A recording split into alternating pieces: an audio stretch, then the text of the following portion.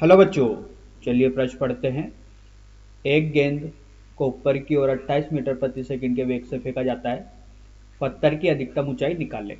तो आइए बच्चों, प्रश्न के लिए सर्वप्रथम मुख्य अवधारणा की चर्चा करते हैं और बच्चों इस मुख्य अवधारणा के आधार पर ही प्रश्न को हल किया जाएगा।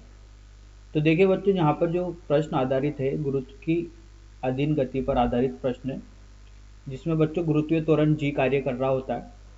तो देखिए बच्चों, ये धरातल है। इस धरातल से बच्चों एक गेंद को फेंका जाता है जिसका प्रारंभिक वेग बच्चों u है। अब बच्चों इस वेग की वजह से बच्चों एक गेंद कुछ ऊंचाई तक जाएगी और इसका वेग ऊंचाई पर जाकर कितना हो जाएगा बच्चों? 0 हो जाएगा।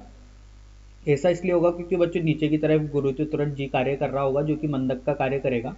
धीरे धीरे इसके वेग को घटाएगा और एक क्षण ऐसा आएगा वेग 0 हो जाएगा। बच्चों जैसे ही बॉल यहाँ पर पहुंची तो अपनी दिशा को विपरीत करेगी और अपनी दिशा को विपरीत करके बच्चों पुनः गुरुत्व के अधीन गति करके अब इसका वेग वापस बढ़ेगा और बढ़ के कितना हो जाएगा बच्चों? ये v हो जाएगा।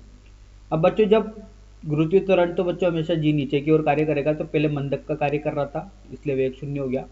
अब ये त्वरण इसके वेग को बढ़ाएगा क्योंकि वेग और त्वरण की दिशा विपरीत है, तो यहाँ पर वेग 0 से कितना हो गया बच्चों? v हो गया।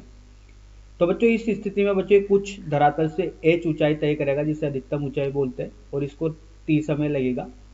तो बच्चों जो गुरुत्वीय त्वरण होता है, ये एक समान त्वरण होता है पूरी गति के दौरान, जिसका मान 10 मीटर प्रति सेकंड वर्ग ले लेते हैं। हालांकि बच्चों होता है इसका मान 9.8 मीटर प्रति सेकंड वर्ग।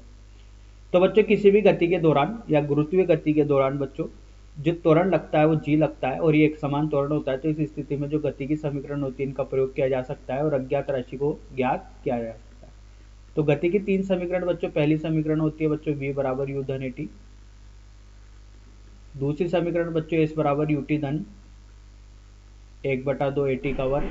और तीसरी समीकरण बच्चों यहाँ पर होती है v का वर्ग बराबर u का वर्ग धन 2as। तो देखिए बच्चों, इस मुख्य उदाहरण के आधार पर आप प्रश्न को हल करते हैं। तो देखिए बच्चों, यहाँ से बोला गया है कि ऊपर की ओर फेंका गया है एक,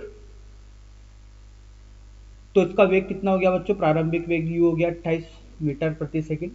अब देखिए बच्चों, इस स्थिति में यहाँ पर एक दिशा निर्धारण बहुत जरूरी होता है, क्योंकि बच्चों ये सारी वेग और विस्थापन एक सदिश राशि होती है, इसलिए इनका दिशा निर्धारण बहुत जरूरी होता है। अगर बच्चों यहाँ पर ऊपर की दिशा धनात्मक लेते हैं तो नीचे की दिशा को क्या लेना पड़ेगा बच्चों? ऋणात्मक लेना पड़ेगा। ऐसा कोई जरूरी नहीं है बच्चों, ये सुविधा अनुसार दिशा ले ली जाती है। अगर आप ऊपर की दिशा धनात्मक लेते हैं तो नीचे की ऋणात्मक, और अगर कोई दूसरा ऊपर की दिशा को ऋणात्मक लेता है तो नीचे की दिशा को क्या लेता है? धनात्मक, लेकिन उत्तर एक समान आने वाला है। तो बच्चों जो g का मान होगा, ये g का मान बच्चों नीचे की तरफ लग रहा है g, तो ये नीचे की दिशा ऋणात्मक लिए, तो ये होगा ऋणात्मक 10 मीटर प्रति सेकंड का वर्ग। अब देखिए बच्चों, तृतीय समीकरण का प्रयोग करते हैं तो अंतिम वेग कितना हो जाएगा? 0 हो जाएगा।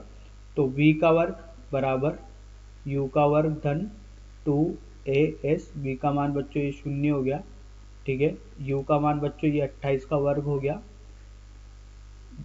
धन 2 ऋण 10 गुना अधिकतम ऊंचाई। तो यहाँ से अधिकतम ऊंचाई का मान जो निकल के आया बच्चों, ये निकल के आया 28 का वर्ग हो जाएगा बटे 20।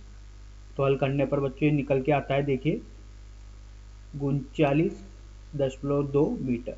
तो यही अपने प्रश्न का उत्तर है बच्चों। आशा करता हूँ आपको यह समझ में आया होगा। धन्यवाद।